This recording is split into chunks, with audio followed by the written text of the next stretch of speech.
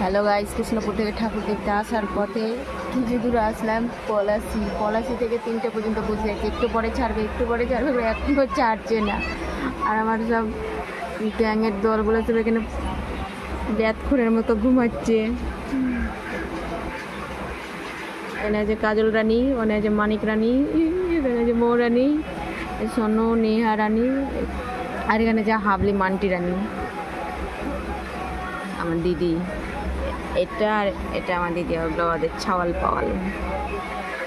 আর আমি ক্যাবলার মতো বসে বসে দিকে ফোন দেখতে আসছি। কৃষ্ণপুর পলাশিতে আটকে গেছি। পলাশি কি আবার ফোন করে পলাশি কোথায় লেখা?